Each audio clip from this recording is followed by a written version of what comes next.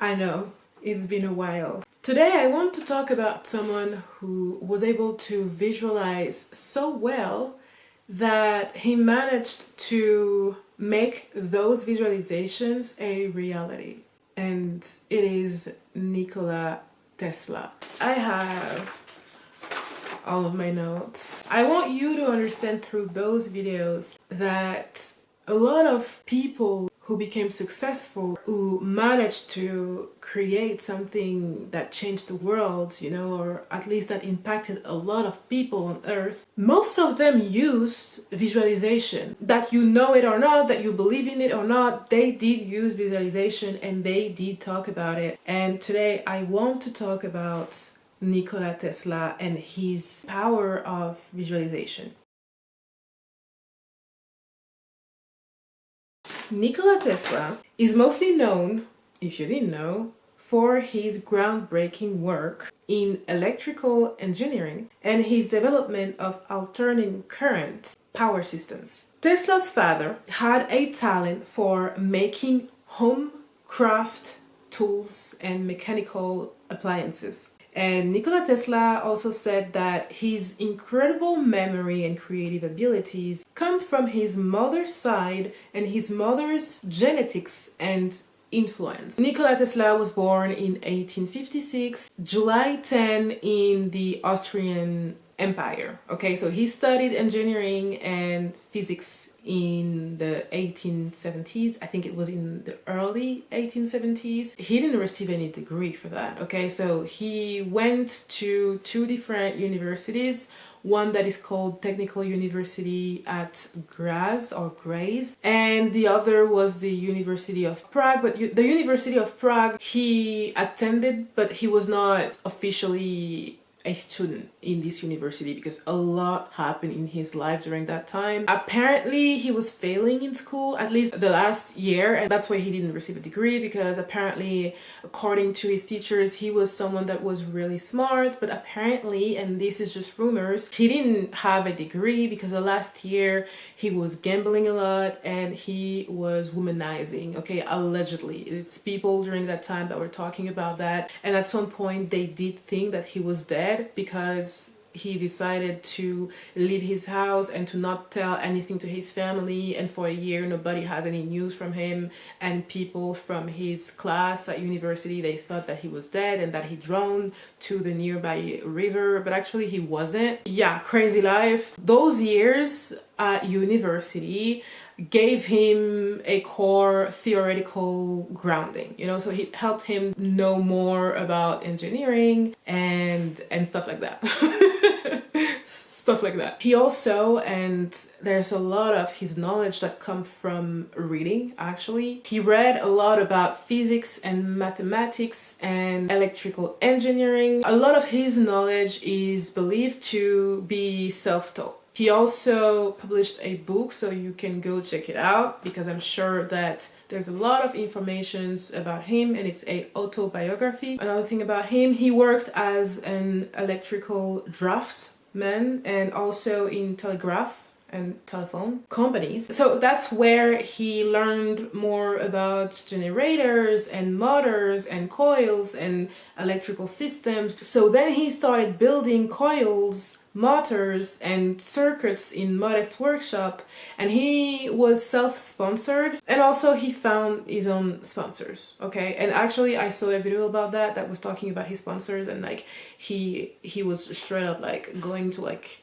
rich people and talking about his creations. He would like go find his own sponsors, like he would be bold, directly asking someone about that. And also he had a lot of rich friends. And Tesla was known to have an incredible photographic memory, and of course it helped him a lot. Maybe it's his photographic memory that helped him visualize very well, I don't know. I'm sure both are connected, interconnected. So he used to mentally visualize whole machines. So what he was doing was that he would visualize a new creation or something that he had like a few ideas, like he knew what he wanted to do. He had written some plans, some things, some, you know, equations about that, but he used visualization to make those creation that was not actually a creation yet. He used the power of visualization to try them. So he would visualize creating in his head, of course, whole machines, and in this visualization he will try them, and then he will see, okay, if I do this, then there's an issue with that. So he would like try them a lot in his mind as if this thing was really true and happening. Tesla would build machines, test them, correct them. He would create his inventions in his mind before their existence in the real world. And the moment he would really start to build them, most of the machines would be successful with no flaws, no errors, nothing but perfection. Not all of them. Listen, he still tried new things, he still tried things, and you know, but like he mainly would test them in his mind and then create them. It was as if he was entering another reality. It's actually something that he said. So apparently, and I'm going to say why later, why I'm saying apparently, but apparently he was saying, I mentally solved complicated mathematical equations using visualization because I see it, I hear it, I feel it, I smell it, I touch it and think about it. And that makes me feel like I have a sixth sense when I think about it, because for him it's like real. He used mental visualization by visualizing whole machines and running experiments in his head before building them, reducing trial and error and translating theory into prototype designs. So he said that he learned to use his power as an exceptional talent and gift. The part when I was talking to you about I see it, I hear it, I feel it, I smell it, I touch it, I think about it, it's alleged. Apparently he said that.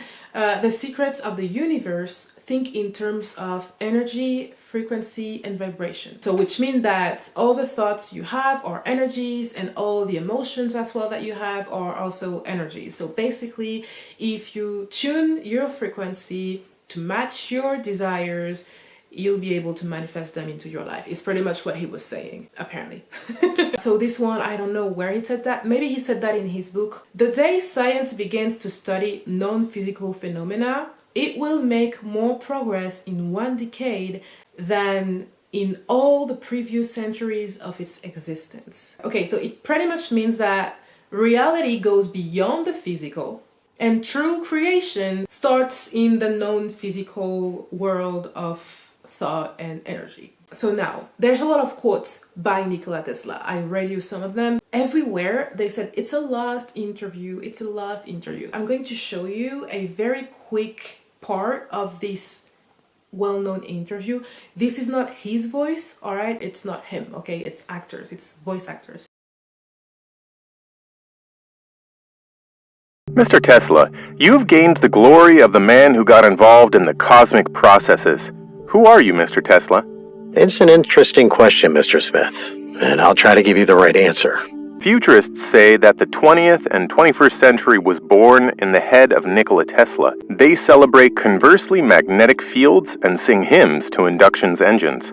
Their creator was called the hunter who caught the light in his net from the depths of the earth, and the warrior who captured fire from heaven. Father of alternating current will make the physics and chemistry dominate half the world. Industry will proclaim him as their supreme saint, a banker for the largest benefactors. In the laboratory of Nikola Tesla, for the first time, is broken atom. There's created a weapon that causes the earthquake vibrations. There are discovered black cosmic rays. Empedocles elements can be watered with the life forces from the ethers. I'm a defeated man. I have not achieved the greatest of my goals. What is it, Mr. Tesla? I wanted to light up the whole Earth. There is enough electricity to create a second sun. Light would appear around the equator, like a ring around Saturn. Humanity is not prepared for greatness. In Colorado Springs, I have impregnated the Earth with electricity. We can also water the other energies, such as positive mental energy, found in the music of Bach or Mozart, or in the verses of the great poets. Inside the Earth, there are energies of joy, peace, and love that are expressed, for example, through a flower that grows from the earth, food that comes out of it, and everything that makes it the home of man. I've spent years looking for ways that this energy could influence people. The beauty and aroma of the roses can be used as a medicine and the sun's rays as food. Life has an infinite number of forms, and the duty of scientists is to find them in all forms of matter. Alright, so this lost interview that you can see everywhere, like people are talking about that on YouTube. This is not a lost interview. Okay, and I'm going to tell you what it is because I double checked. It's not a hidden interview or a lost interview from Nikola Tesla, but it's actually a play, okay, called Tesla or The Adaptation of Angels. And it's a play written by Stephen Pesek in 1995. It has been performed over 200 times. Actually, it has been performed 270 times. It was mainly performed at the National Theatre in Belgrade. It was written based on Tesla's biography, personality, and discoveries that he made. Okay, so, alright, yeah, it's based on him, but it's not a lost interview from him. You know what I mean? So, the last time this play was performed was in 2014 for the festival. This festival. No, it's not a lost interview, and it's just misleading and it's a lie. Be careful about saying bullshit. The thing is, there's a lot of quotes that are coming from this lost interview, and it's actually coming from this play, which I would so love to see it. At least you can read about this play from articles that are saying that it's a lost interview, knowing that it's not a lost interview, you know. So this happened during the late 80s. He was given a big awards dinner, and it was a way for the world to thank him and for what he has given to the world. And apparently, in front of a lot of people, he started to talk about this power he had. And he said, I have to tell you how I got my ideas to do what I've done, to create all those things, basically. Every evening, before bed, I will put a little notepad next to my bed with a pen or a pencil. Every morning when I wake up, there's a written invention on the pad. Somebody comes into my room at night and write down an invention. And the next morning, I get up and it's all written out for me. And so I just go to my laboratory and follow the instructions. And I invented radio, or I invented alternating currents and more.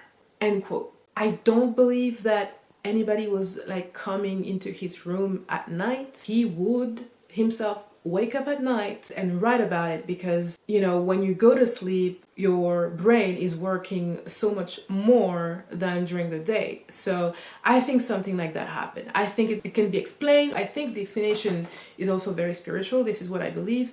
But I don't believe that someone was coming into his room and writing about it. And, you know, like, at first, to use visualization, you know, he learned about the pink elephant dilemma. Images cannot be removed by negation. So the pink elephant dilemma is that if I tell you right now, hey, do not think of a pink elephant right now, you're going to think of a pink elephant, isn't it? You saw it in your head, probably. Images cannot be removed by negation, and visualization works the same way. The mind can only focus on one thing at a time. So when he learned about that, when Nikola Tesla learned about that, he decided to, instead of being like in his head, which a lot of people are thinking that way, usually instead of saying, oh, I want that to happen, you're going to say, oh, I hope I'm not going to have that.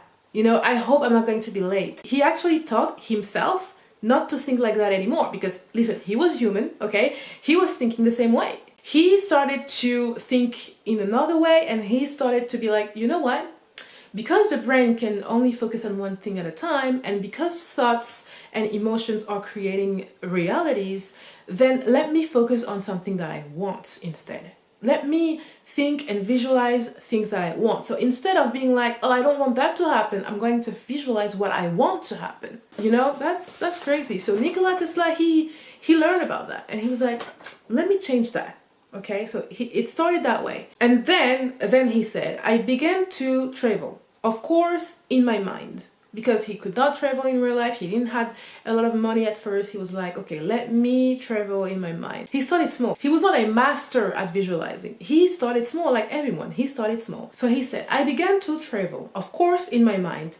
Every night, I would start on my journeys, see new places, cities, and countries. I would live there, I would meet people and make friendships. And it's something that he literally said in his book that is called The Autobiography of Nikola Tesla. He wrote that book, literally, okay? So this is in his book. He started to create, like, imagine new places, and then he started to create like just one house, two houses, and then neighborhoods, and then an entire city. He started that like that to visualize things, you know. He also, if I'm not mistaken, talked about the planes of correspondence, like the three major planes, which is the physical plane, so it's like experiences with the five senses, okay. Then there's the mental plane he's talking about, so it's like the thoughts and the emotions.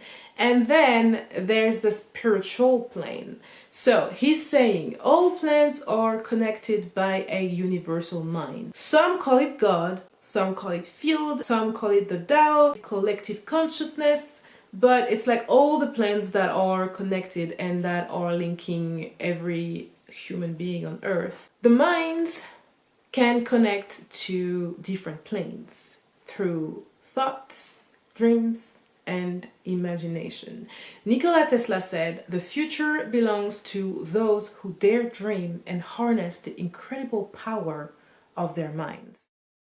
That's literally how he became successful, okay? So he, of course, he learned, like I said, he learned a lot first, okay? He learned a lot about engineering. He learned also through his own father. Like, he was very smart, but there's a lot of his teachers at first that thought that he was cheating because it was impossible to be that smart. All that to say that he was not the kind to follow the educational school system, really. It doesn't change the fact that he changed the world with his inventions, that he had a very powerful gift, which we all have actually. He just managed to use it correctly. He managed to rewire his brain, to rewire his thoughts into creating the best reality he wanted. And you can do this with whatever. You have your own skills, you have your own, you know, capabilities and values, and through visualizations you actually can create whatever you want, you know. So this is what he did. This is just incredible. So I want to make videos about that. I deleted all the videos that were not about that. So I started this with Helen Hatzel, and I really want it to be a series. I really want to make videos about that. If you want to see informations about myself, I will be posting shorts every day, and yeah, that's it. But the videos, the long videos like that, I want to talk about people that changed the world, or, you know, impacted a lot of people, and that were using visualization. They use the universe, like they use the universal law, like they rewire their brain. And I want people to realize that it's not happening like that. It's not happening out of the blue. It's nothing is random. They changed their brain, and it's something that you can do. They just decided to focus on the positive. So I'm like, yeah, you know what? If they managed to do it, why not you? Why not me? Why not us? Right?